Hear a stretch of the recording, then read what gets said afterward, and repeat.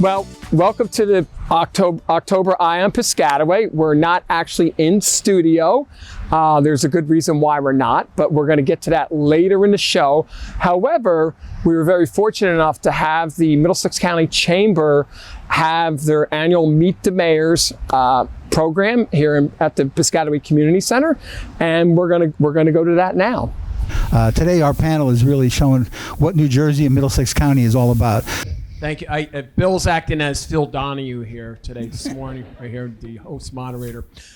Welcome to Piscataway. I appreciate the Middlesex County Chamber of Commerce asking to have their Meet the Mayor's breakfast here in Piscataway. Actually, this is the first official setup of this room as what it was anticipated to be.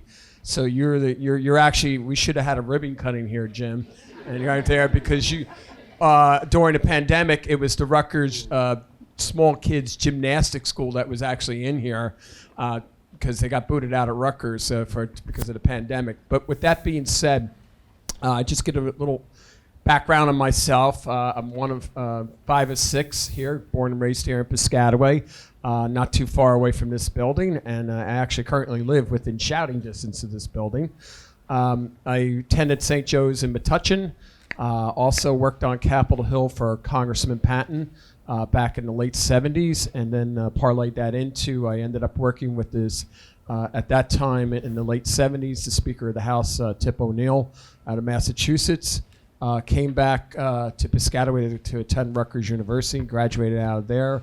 And also I got involved politically here. One of the things that I always, as running for office, and I think almost everybody on this dais here, you kind of figure out what you want to improve. And given the fact that I grew up here in the town, I always wanted to make things better for the community. And being a child, excuse me, growing up here in town, I put an emphasis on refurbishing all the parks and the amenities for children here in the community. This building, which if many of you are going to be around afterwards, I'd be more than happy to give a tour of the building, is the capstone stone, so to speak, of that mission to make things better for another generation here within our community. And it's not an easy challenge, and we're going to talk about economic development very shortly up here from some of the questions, but in this day and age, in governance, as Jim and Gail and Jason know, you're only as good as you were yesterday. People expect things overnight because of the internet or Facebook, and that presents a challenge for us governmentally. And so I enjoy being the mayor. I always joke with people, I don't have a life, I just got a wife, 3 kids, and 4 dogs. So, and then it's the mayor's office. So I really, truly enjoy serving the folks here in Piscataway, as well as working with my fellow mayors here in Middlesex County and abroad. So, the other thing is, I guess I was president of the League of Municipalities at one time, Bill, and also the president of the New Jersey Conference of Mayors. The pandemic made it even more difficult to try and meet the needs of your residents and meet the needs of your business community. The more recent development projects that we had completed pre-pandemic included the New Brunswick Performing Arts Center, which literally opened up like about 5 months before the pandemic hit. And not the best timing in the world, and we had to shut down that theater as well as those theaters as well as the State Theater. But there was a $175 million or so project, included great theaters, great entertainment space, community space, residential tower, office tower, etc. So that was a great springboard for us, and also allowed us to continue momentum going. And in the meantime, we've broken ground on the new Rutgers Cancer Institute Pavilion, which is our largest redevelopment project to date. It's a $750 million project. It will triple the size of the existing facility. It will provide all key services for cancer research, care, prevention, and treatment in a single building. It'll create 1,000 construction jobs and 600 permanent jobs when it's done. More importantly, it will provide a complete and comprehensive cancer care center and treatment in a single location right here in central New Jersey. That, along with the hopeful partnership that will be formed by RWJ Hospital and St. Peter's Hospital, will allow us to, which has an application in that's now in the review process. There's several tiers of review that have to happen. That will really, that will result in having one of the largest and best academic medical centers in the country. Well, yes, economic development is a key factor for our growth moving forward. Highland Park is 1.76 square miles, and we have approximately 15,000 people jammed into that amount of space. So we're very, very densely populated and about to get even more populated. The new economic development plan that the council and administration have approved will allow for 4 new projects on Raritan Avenue, which will have, if they're called mixed-use projects, it will have retail or community space on the first floor, and then 4 to 5 floors of apartments above. Highland Park is privileged to be sandwiched between such wonderful municipalities as New Brunswick, Piscataway, and Edison, who have the wealth to create spots like this and the Performing Arts Center. Mayor Cahill and I often talk about how our 2 municipalities really complement each other.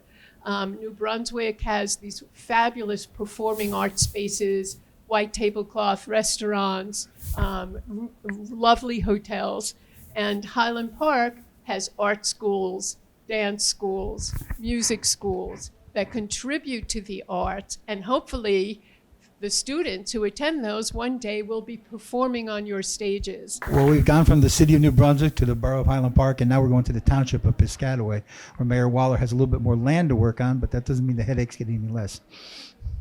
Mayor? Thank you, Bill. Piscataway is approximately just shy under 19 square miles. Unlike New Brunswick, Highland Park, and Denellen, we don't have a downtown area. And that goes back to hundreds of years ago, because Piscataway was at one point 400 plus square miles. Probably almost 40% of Middlesex County was at one point in Piscataway Township, which I think South Plainfield, the borough of South Plainfield, was the last town, and I think Denellen, to break away from and start their own separate entity.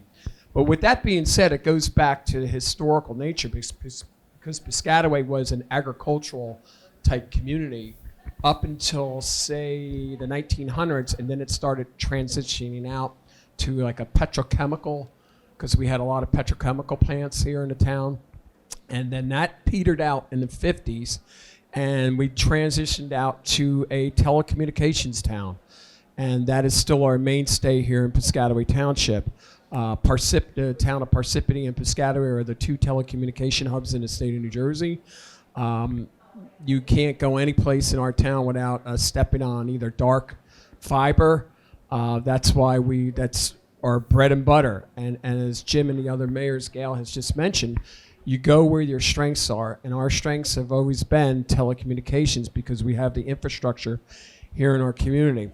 And at one point in the 70s and 80s, along this corridor right here, Hose Lane, and in the Centennial Avenue, there was approximately 60,000 telecommunication workers coming into Piscataway every day.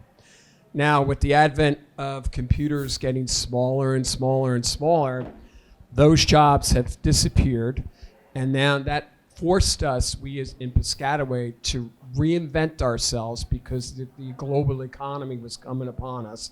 We were no longer competing against adjacent towns for ratables. We're competing against the world economy.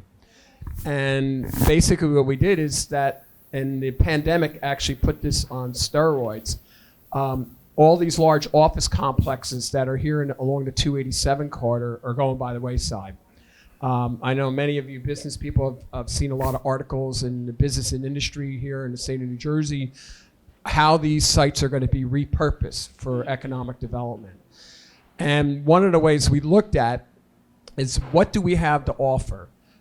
We have very low sewer rates. We have the lowest sewer rates in the state.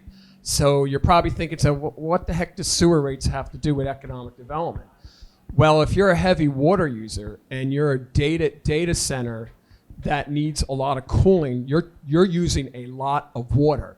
And that water has to translate into cooling towers and to cool the building down. So yes, they want to know what the sewer rates are because that has to be equated into your economic plan. What kind of power do you have?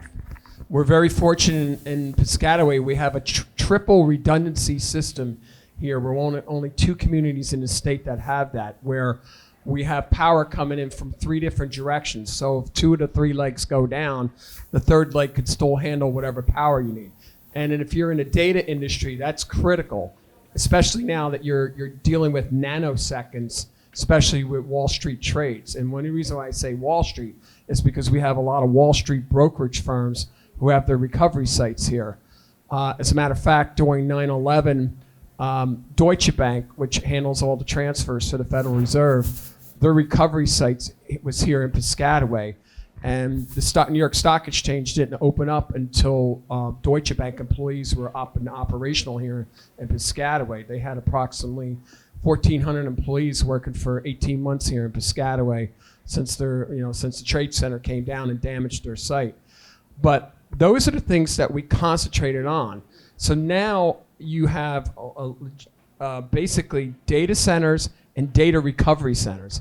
I know a lot of people, Bill, will go along the Centennial Avenue corridor. Well, I don't see any cars out there. It's vacant. Why aren't you knocking those buildings down and doing something? What most of the folks don't know in our community is that those are actually, they're paying taxes, they're fully operational, but they may only have 20 people there. But they're paying taxes if there's hundreds and hundreds of people because it's the recovery sites. They're there for emergency purposes. Does everybody remember the Y2K scare? That's like 20 years ago, right? Well, so we went through a lot of economic development during the Y2K scare because people were basically upgrading their buildings preparation for that. And then came the Oxley-Sarbanes Act. Now, everybody know what the Oxley-Sarbanes Act is? Well, that required businesses, the banking institutions, and also brokerage houses to have recovery sites for all their information. That was another economic development because then all these folks in the New York City region built in downtown Wall Street had looked for off-site facilities to house their backup areas. So, and Piscataway was a circle around New York City, and the scary thought is that they kept choosing Piscataway because we were out of the blast zone. Think about that. You're making business decisions on a cataclysmic potential event that may happen to New York City. So anything outside of a 35-mile radius of New York City, that's where a lot of the genesis of a lot of the economic development was happening in the state of New Jersey and northern Westchester County in that area. Fast forward, basically the economy goes into the crapper in 2008. We all know what happened because it was just only 10 plus years ago. We had a lot of office buildings, employees that were vacant, and we had to start figuring out how we were going to repurpose a lot of these offices because they weren't coming back.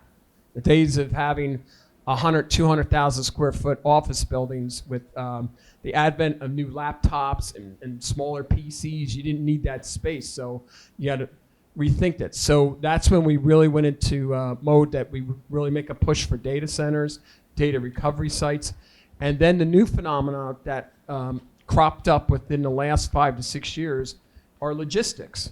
And the reason why I bring that up is because with the Port of Newark now dredged, and you have the super containers coming in from China instead of going to Long Beach, California, or crossing U.S. by rail, they're coming directly into Port Newark now, which means companies are now looking for sites in and near the port, whether they're brownfield sites or virgin sites, where they can set up shop contingent to receive products from abroad out there. So, which means also in a term, you had the advent Amazon, right? We're sort of in the Amazon economy. So now logistics centers are more important than ever, not just in Piscataway, but in Middlesex County as a whole, between the 8A corridor down there by Monroe, Cranberry, et cetera, South Brunswick, and in this area because we're a little bit closer to the port. So we had a lot of old brownfield sites in our community now that are state-of-the-art logistics centers. And as a matter of fact, the Dow Chemicals site off River Road on the Middlesex-Borough-Piscataway border now, the monies that we received from the Dow Chemicals site paid for 3/4 of this building here. So that was a way of using economic development through the logistics and data. And ironically, there was an article about a couple of weeks ago in the Wall Street Journal. They were talking about the pandemic economy. And basically they said businesses are towns that have a component of data, cloud computing, which we have. If it's in the cloud, it's above Piscataway because we have the largest data center in the United States located here in Piscataway, or logistics. So everybody's ordering from Amazon or whatever, you're receiving things at your house. It's all coming out of the logistics centers, or you're ordering it through telecom. So those towns that have that component, that's not going to change. That's going to be the bright stars moving forward, as well as other components. As Jim noted, this is, in general, near New Brunswick. The city of New Brunswick has been a magnet for jobs. We're lucky that we have Rutgers University located within our community. We are parlaying that, working with the university officials for economic attractive business and industry in here.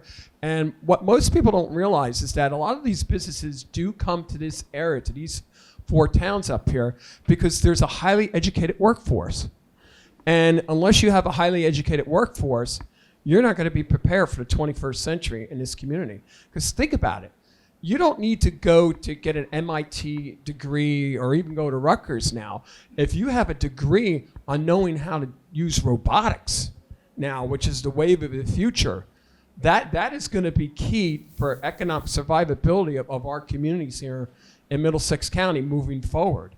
So to the business folks out here, we as mayors up here, we're not just thinking of the day that exists now.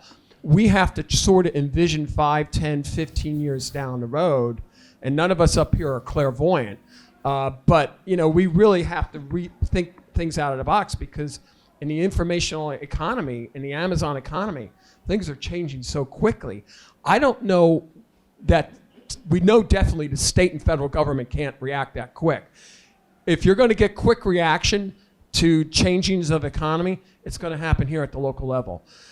There is no congressman, no senator, or no president, or any state legislature, forgive me, Stanley Sterling, by saying this, they don't create jobs. They're not in charge of economic development. 85% of the economic development that happens in the United States, it happens at the local level through the mayor's offices. And that's a fact. And it's encouraging to see that local business, small business or large businesses, get involved with your local leaders here, because we, along with the planners here in the local communities, are going to be making the decisions on how their towns and cities want to look like. And it's not going to happen at the federal level. It's not going to happen at the state level. It'll happen partially at the county level through the County Economic Development Department here in Middlesex County. But the big decisions are going to be made in the mayor's offices and on the planning and zoning boards on what the towns are going to look like, what they can stomach, and what the community can stomach. So that's my pitch for now, Bill. So Mayor Waller hit on a big point. The first year, and my planners are here from DMR Architects. One of the first things I've said since becoming mayor within my first year was, I don't know if I'm mayor or an economic development director, because a lot of the economic development lands at the mayor's desk first, and you carry the vision through that office, and then of course council and planning board, redevelopment council. But Dunellen's economic plan is really based upon what we were initially founded on when we broke away from Piscataway, is our train station. So we are really focused on the transit-oriented development directly around our train station, because our downtown, our main street is literally right along the train station. And much like Highland Park, we face the similar matters of being a smaller town, limited resources. So how do we capitalize on that? And we are blessed to have that train station. Plus, we have bus routes that go through our town. So our development is being really focused around New Jersey transit-oriented development. So do you want to give us a little explanation about what Dunellen is going to be doing in the future with transit orient? Well, mainly it's around the commuters, around the train station, around the buses. But we've bought into the Safe Streets model of better striping, better signage, better pedestrian crossings, so people can actually walk throughout our downtown. Again, the future of it is, I've been saying this to council and to the borough administrator for many years, even when I was on council, is we need to create some type of jitney service between the 3 municipalities that I just mentioned, because I know all of them are using Dunellen's train station as part of their development plans, at least closer to our borders. And you know, I always say they don't have downtown, so why don't we make them? Why don't we make us their downtowns, and jitney services would be able to provide that. Excellent, thank you. Brian, I know you've actually done a whole lot of work in terms of pedestrian safety and bicycling. And Oh, absolutely. But let's get on when Route 18 was being built, envisioned, we made sure that the center island strip here, that the state DOT took out all the utility poles in there. And you're probably thinking, well, why did the town make the state do that? And believe me, they didn't want to do that, Bill. It's because that there's an overall arching plan on the books to, at some point, have a rapid transit system going from East Brunswick to Piscataway through New Brunswick on 18. And we knew if we didn't get the state to do it then, when it was under the reconstruction, and all these overhead crosswalks are here, are all elevated to the height where we could fit a rapid transit system right through it, underneath of it. So I know that state DOT engineers, Bill, at the time are saying, Mayor, you're never going to see that happen. Maybe not, but maybe the next generation or two will see it, but at least the infrastructure will be in place for that. One of the things we did here in Piscataway, working with the county engineering department and the board of chosen commissioners, we made sure that when the county roadway network is a very integral part of Piscataway Township. Matter of fact, that two of the most heavily traveled roads in Middlesex County are on county roads, which creates a lot of businesses to small mom and pop businesses, small shop owners. So we're making an effort that to reconstruct all the county road network system in Piscataway Township. And because people are not going to go to small businesses in town if they find it a hard time to get there. And that's the challenges that we as mayor know, that unless you're going to do public infrastructure improvements to make things safely for the motorists, and in this day now, we want to make sure it's safe for people who are biking and people who are walking, because people love to walk, especially in the smaller downtown communities. So those are one of the emphasis that we put on now. So when we ever do a township engineering project or working in conjunction with the county engineering department, we make sure that all those components are put into effect for not only for the residents, but for the business community, because we know we want people to walk or the bike or the drive to the facilities, because there's a lot of other modes of transportation. Now I know, particularly in gyms in New Brunswick and Highland Park now, they have the scooters now that were the younger generation. I probably would have been on a scooter if I was that age too at that time. But in Piscataway at the time when I was growing up here, you were on a dirt bike, which was illegal at the time, so you get chased around by the Piscataway PD, but that's a whole other issue. But those are, transportation's evolving, whether it's a jitney service or through the county MCAT or NJ Transit or the train stations in Piscataway. We don't have a train station. The only nearest the train station we did have, history-wise, was the train station that backed up to Camp Kilmer during WW2 to take the troops over to Europe to go into Bayonne to go on the troop ship. That was our train station. But with that being said, we are putting a huge emphasis on transportation with our communities. As a matter of fact, 90% this year alone, we're spending $12 million of municipal money for transportation and improvements within our community. And over the last, say, 3 years, we've spent over $30 million here in this community. Now, some of it, Bill, was being spent by money that we get through economic development to reconstruct a lot of the infrastructure system in conjunction with the county. So that's a public-private partnership that we're doing to fix our traffic circulation element of our master plan here in town. And it's not easy because we as officials, once you start fixing one area of the community, everybody starts raising their hand, hey, how about my area? When's that going to happen? And part of the challenges for local officials is to explain to the residents, it'll eventually happen, but there's a process that we need to go through governmentally, whether we have to file for DEP permits or if there's right-of-way acquisition. Then you get the attorneys involved. No offense, Jim. For acquisition, for public improvements, sometimes you may have to condemn property to put a public improvement, and then some people don't like that. So by the time we assign a outside consultant engineering firm to start the design phase, you're looking at anywhere from 4 to 5 years minimum before you may be getting out to the point where the borough council or the township council are authorizing money to actually go out to bid on a project. New Jersey, unfortunately, the way things are set up is inherently runs at 2 speeds, slow and stop. And I don't make that jokingly, it's factually correct.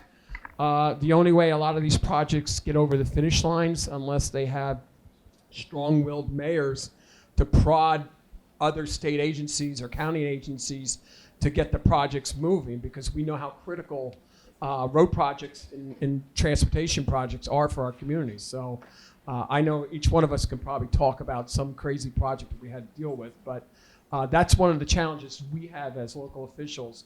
We just don't have a magic wand to wave, so to speak, to take care of everything. So that's why we have to work collaboratively with each other. So, well, when it comes to arts and culture, there's nobody that's going to compete with New Brunswick. And the city of New Brunswick, not be the chief cheerleader of Jim Cahill here, but the bottom line is that if the county as a whole, and I know the county commissioners have recognized this, that in order to have a stellar cultural arts vibrant community, you have to put all your eggs in one basket. Now, I know there's other peripheral towns in the county that have some, cultural arts. I mean, this is our cultural and arts building here. It's a different take on it.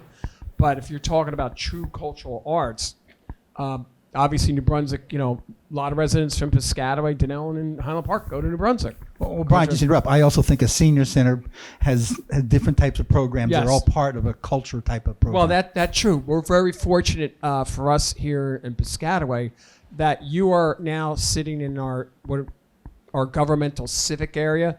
And the thought process was we have our senior housing across the street from here. We have our main library. We have our senior center.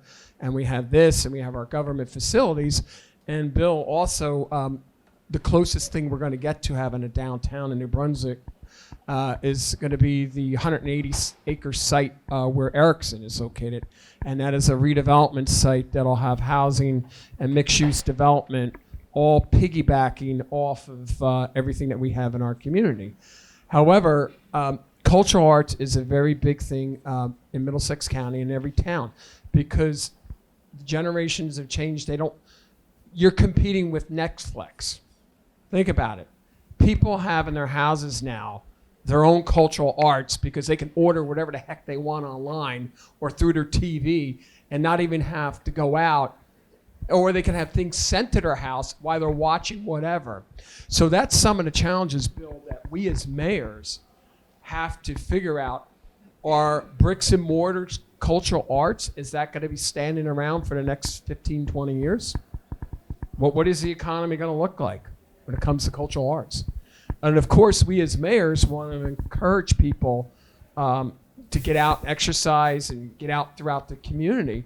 But one of the challenges, I think, really technology is throwing us for a loop, because what we perceive is something that's going to last for 20, 30 years may not be the case anymore. Because think about it, every time you turn around, Apple's selling you a different version of their phone, right? So how do we as elected officials compete in an economy like that when things are changing so quickly? And cultural arts is one of them. I mean, who would have thought during the pandemic, Netflix is now a 800-pound gorilla in the arts there, and now they're taking all the awards and everything for everything that they're doing. Nobody would have ever thought that. But, that impacts our communities because they're not necessarily going to the downtown movie theater in Denellen. They're not going out to purchase something at a bricks and mortar building. They're staying in home and they're having it being dropped off by Amazon last trucks that come, those vans that come and drop the package off for you enjoy arts and entertainment. So it's a challenge for us, but we're not going to go down without a fight. The mayor's, I'm a firm believer that people are going to want to eventually come out of their man caves or women's she sheds or whatever, and they're going to want to go and be with their fellow human beings in vibrant downtown areas. So that's one thing that we as towns and cities do have an advantage over Amazon and Netflix over, because people are just going to want to interact with their fellow human beings. So that's why I think we'll still be in the hunt, Bill, on that. But those telecom companies are nipping at our heels with it, though.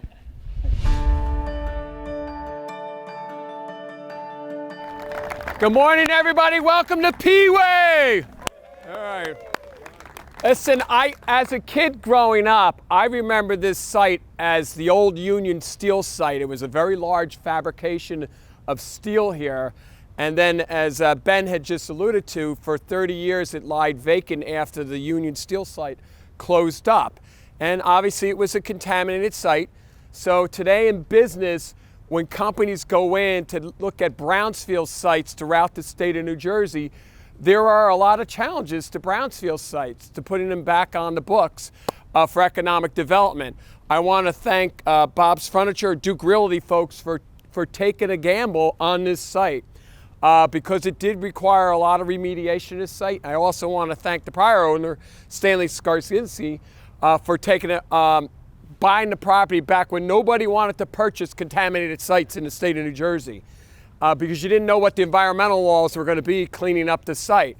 But he did take that challenge. He got the site cleaned up, worked with the Duke Realty folks, and here today we have Bob's Furniture Store as their Northeast headquarters. But more importantly is, in Piscataway Township, we as a community during this pandemic were able to weather the downturn in the economy. In our community, telecommunications is still very large. We have 2 of the 5 biggest data centers in the United States located within our community. We also have a lot of healthcare has a lot of big footprint within our community, as well as fragrance. And you're saying fragrance. Well, we have the largest, Chanel is housed here. This is their North, Central, and South American headquarters in our community because the people of Piscataway love smelling great. They also love eating well. We have the 2 largest distribution centers for Italian food products, actually catty corner to Bob's Furniture. And the reason why I highlight some of those type of businesses because we love to eat well in Piscataway, we love to smell good, we love to be healthy, and we like to sit on great furniture. On behalf of the governing body and the residents, and yes, we believe in economic development in our town because anything that we could do to keep the taxes reasonable for our community and continuing making it a money magazine town 4 times out of the last 11 years, it sounds great. Thank you, Bill. Thank you. Thank you. Okay, guys, 1, 2, 3. There you go. Right there.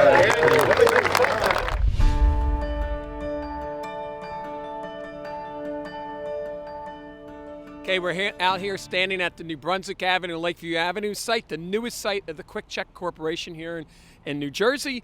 And I'm here today out for the formal ribbon cutting ceremony, and I'm here with Don from marketing from Quick Check. Would you like to say a few words, Don? Thank you so much, Mayor. It is a pleasure to be here in Piscataway, opening up this is our 4th store here, and this is our latest design, and we just love being here. So thank you so much for coming today for the ribbon cutting. I just want to introduce Tracy's here too with her, part of her team. But Hi, I'm Tracy Alexander. I'm the store leader of the Piscataway Quick Check here, and this is my food service leader, Melissa Thomas. It's hard to believe that more than 50 years ago that the Quick Check Corporation, actually store number 2 in the entire system of the Quick Check, was actually built here in Piscataway, and they're still here 50 plus years. And you're basically reinvesting back into the community today with this store opening up. I want to thank the Dean Durling and the Quick Check folks here for reinvesting back into the Piscataway community. And I wish this site and all the other Quick Checks good luck in business out here.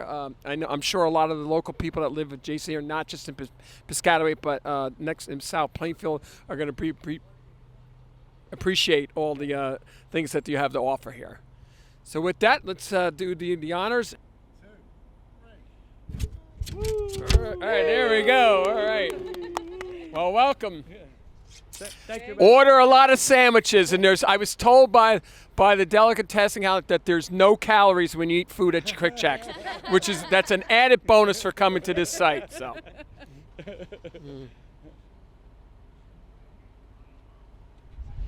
I want to welcome our viewers back to Eye on Piscataway. We're down here on a very gorgeous fall day, down here by the Newmarket Pond Dam. And for those of you that remember, a lot of folks that lived here in our community for an extended period of time can probably envision what this used to look like many, many years ago, up until 2 decades ago, when I first was elected as your mayor. There was a vision in working with our professional township staff, with the input from the township council members, that we really wanted to regentrify this whole Newmarket Pond area, and it has slowly crept into place to becoming one of the most active places and more sought out places to have a wedding, to listen to a concert, to fish, or to just sit down and maybe have a slice of pizza here on your lunch hour, or take your kids to catch some rays. But I'm here with our township municipal landscape architect, Henry Hinterstein. You're not here to watch me dive off this here into the water here today. I'm not, we'll save that for the community center. But this is now the next phase of what's going on down here by the Newmarket Dam Pond. And I know a lot of people have been wondering, over the last 3 to 4 months, what the heck is the town doing down there? I can't envision what's going on. Exactly. So we're at the point where this is about 75% complete now. Correct. So we'll be able to show you with some of the film footage of the vision. And I want to thank Henry Hinterstein again for being down here, who actually was one of the persons in charge of designing this vision here, with as well as the council members. So Henry, why don't you take it away? Where we are standing right here is on a composite decking right here. It's like many people would buy or build a deck at your house. Yeah, I mean, basically what we have here is a bulkhead that's maintaining the slope against the lake. And what we did was we built the deck structure over the bulkhead, so we tried to bring you out to the edge of the water as close as we could, to provide you, again, another experience down here by the lake, and getting nice and close to the water for fishing and just for enjoying the lake. It's a great natural resource that we have here in Piscataway. Not a lot of towns have the luxury of having a nice lake like this. So we're trying to get people closer to the water, and that's what this deck's going to do. It's going to provide an area for seating, for fishing. Behind that, we have this nice paver terrace with benches and arbors that are going in. And again, it's just going to a nice space, lower from the street level, that hopefully will be a little bit quieter than up near the street level where the traffic is, and you'll just have a great view of the water and of the natural landscape around here, of the herons that are flying by. And I mean, it really is a great site to kayak, canoe, and it's just, like you said, it's just another phase of improving this lakefront. But more importantly, is one of the premium things that I wanted to see, as well as the council members, that this was going to be accessible Right. handicap accessible Yeah, here, and that was the biggest component. So, which is was the most challenging. it really was, because this sits approximately 9 or 10 feet down from the road level. So the idea was to provide multiple access points, both via stairs through the center corridor of the site, as well as a handicap accessible ramp that traverses the site, so that if somebody's even in a wheelchair or walker or has difficulty, being able to use steps, stairs, they have a complete handicap accessible ramp here to access this space just like anybody else. If you're in a wheelchair now, you can come and accessible. fish. You can come and fish. You can, just like everybody, you come and fish. Yeah. I mean, a lot of the area around here is accessible. We try to, the area across the street here, or across the lake, I should say, is also a handicap accessible fishing pier. So again, we've always tried to be pretty conscientious when it comes to handicap accessibility, and I think we've done a great job with this particular project in trying to maintain that accessibility component. All right, of the so project. I know this project's only 75% complete. So I just want to let the skateboarders know you will not be able to skateboard off into the water here. No, this some is railing. There will be. You might want to explain what's actually going to go in here, so we get the camera. There'll be railing on the area of the composite decking. All the retaining walls are going to have railing. All the handicap accessible walkways will have railing as required. The steps. So once this is completed, there'll be railings in all the critical spots. There's going to be a ton of landscaping that's going to spruce up these sort of stark walls right now, but you have to envision this is going to be filled with a lot of landscape, and who knows, I mean, that may be taking place in the next week or two. So there'll be a ton of landscaping, flowering, trees. It'll be an aesthetically pleasing and attractive site once it's completed. A nice area to, like you said, come down here, whether it's read a book, have a slice of pizza, fish. It's really going to be attractive when it's done. So the parking lot's going to be repaved. So we're going to have two nice newly created parking areas with new walkways, picnic tables at the top of the wall, and benches for people to sit and enjoy. So it's really going to just be, I think, it's a great site to come here and enjoy the lake and the landscape. So when this is finished here, this will cap off this area by the dam. Pretty much, yeah, it finishes up this whole sort of western side of the lake that we've been sort of phasing. This is, I think, our 5th phase now that we've done. The final phase of from the Washington Avenue Bridge down to here. Correct. And then what we're plan is to start working a little bit more on the eastern side of Washington Avenue, and the picnic sort of parking area that we have on the eastern side of the lake. So what Mr. Hinterstein is saying, for those folks that remember as a kid growing up here, when Ted Light was mayor, there used to be a cooking area down there where people can take their families and had outdoor grills there. So the thought process is that we would probably have another dock going out down there. Reinvent the parking and have more seating and picnic table areas down there. Exactly. Redoing sort of the picnic area that always existed there. Again, the parking lot's sort of in shambles in that area. So we're going to try to create a safer parking and picnic environment over there. And what we've done in the lake, as many people know, is we've created these great kayak gazebos, floating gazebos on the waterway that you could kayak from station to station. So we have, I believe, 3 of them in the lake currently. And so the plan is to probably put another final kayak launch at the easternmost point in the lake. So now you sort of have 4 different stations. You could kayak from station to station, or just enjoy all different sections of the lake in a similar fashion for fishing, kayaking, sitting down, reading a book. There's benches in the gazebo, so it's great spaces. I know Councilman Frank Gurn, who represents this area on the town council, has been very forceful and wanting to see more activity down in this area, and I think he's going to get it. What I love as mayor is that, especially during prom day for Piscataway High School, that everybody line. There's in a the line school for comes. pictures. There's a line here with the limos lined up to have all the pictures. So this is Pictures, going to yeah. allow another venue now for prom Yeah, pictures I mean, here for the parents. Yeah, the gazebos are great locations for the pictures, whether it be the main gazebo or the floating gazebos. And this is going to be another fantastic site. I think, especially when the fountains are going off in the background, you could just imagine this being a great backdrop for those pictures, or any picture for that matter. And I know when the 4th Ward Councilwoman Michelle Lombardi comes to the concerts in the park, and hopefully 2022 summer we'll be back to normal with the concert series, that this will be another area where she can stand and dance right there. So, which I kid around with her about. So, well, I want to thank everybody for taking a look at this. So if you can envision this whole complex of what this looked like 20 years ago, there was nothing here. No. A rickety building that used to be the old community center. Old Colon Feed Shop. The old Colon Feed Shop.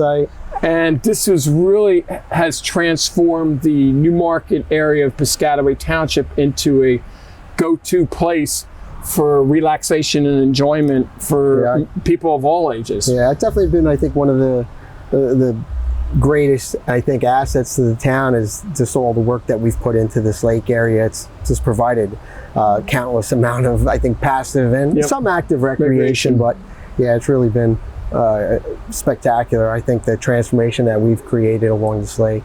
Well, thank you very much, Henry. We look forward to when we get to the next part of the design, something next year, and I think with all the other work that you're doing around town. Just so people know, if you take your children over to the parks, or if you're adults that use most of our township parks, a lot of the new designs that are in the park has had to do with Henry Hinterstein's design plans out there. So we're putting the face on the designs now for those. So if you have any complaints, complain to Henry. Complain to me, yes. So with that, we'll see you back. Okay, we're out here at Quibbletown Park for one of the bi-monthly monthly events for the Shred It event here that is offered by the Clean Communities Grant from the state of New Jersey DEP for the township residents, where they can come out and safely have their confidential records shredded. In this day and age of cybersecurity and fraud, we made it an idea that we'd rather have, instead of once a year shredding event, that we'll have it every 2 months around town, because we just don't want fraud to be happening on residents. So we're out here today. It's been a steady stream of cars, especially early in the morning out here. So just stay tuned. Look on our municipal website and Facebook account for our next shredding event. Okay, please repeat after me. I, Daniel Capps. I, Daniel Capps. Do solemnly swear. Do solemnly swear. That I will support the Constitution. That I will support the Constitution. Of the United States. Of the United States. And the Constitution. And the Constitution. Of the State of New Jersey. Of the State of New Jersey. That I will bear true faith. That I will bear true faith. And allegiance to the same. And to the governments established. And to the governments established. In the United States. In the United States. And in this state. And in this state. Under the authority of the people. Under the authority of the people. And that I will faithfully. And that I will faithfully. Impartially. Impartially. And justly. And justly. Perform all the duties of. Perform all the duties of Office of Piscataway Police Lieutenant. Of Office of Piscataway Police Lieutenant. According to the best of my abilities. According to the best of my abilities. So help me God. So help me God. Congratulations, Thanks, Lieutenant. Good job. Great job, baby. Good job. All right. Good job. Congratulations. Congratulations, Daniel. You're hired. Congratulations, Lieutenant. Thank you, sir. Congratulations, Captain. I want to congratulate all three candidates that we just promoted to the rank of lieutenant. As the families know, the testing is quite stringent, and they came out on top, which I am extremely proud of. I know that all three of them will do a good job. I have a lot of faith in them. I have a lot of confidence in them, and the promotions will absolutely benefit the department and the residents. Thanks.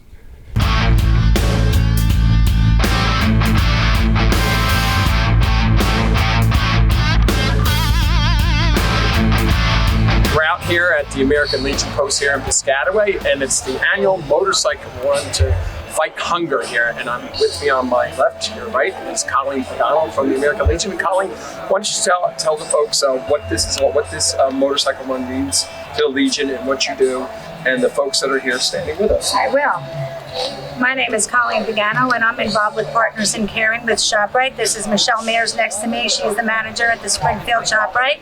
And this is Sue McAndrews, and we're here because we're honoring her son, who was recently didn't survive a motorcycle crash. So it's honoring him as well. But in our words, we're going to tell you that we don't let any children go without any food on their plate. That's the #1 goal, and whatever we have to do to support anybody that needs food. Fighting hunger is very important to us here. And this is Michelle Mears. Hi, thank you, Colleen. We have partnered up with General Mills, who's a national sponsor for Partners in Caring. This is our 9th annual bike run to fight hunger. For every dollar raised here today, we'll provide 3 meals. 3 meals. That's when I mean 3 meals, 3 meals.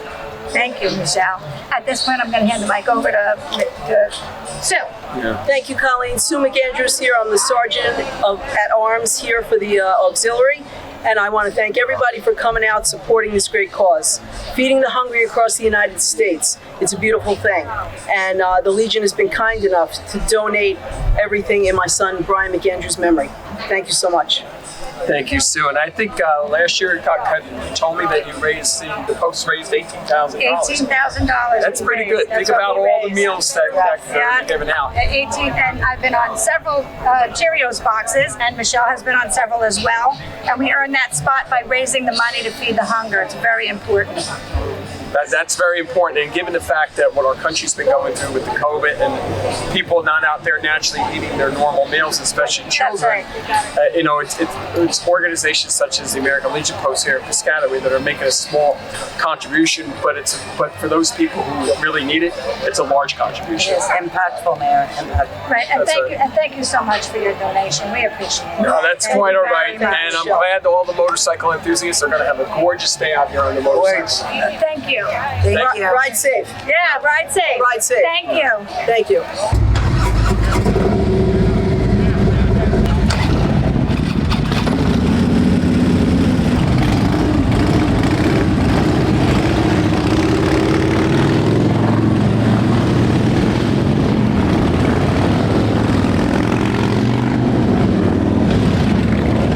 I want to thank you for watching the October show. I hope you enjoyed it. And we're going to close out the credits with some footage from Eisenhower School's annual Walk Your Child to School Day with the parents of Eisenhower students, as well as with our Piscataway Police Department.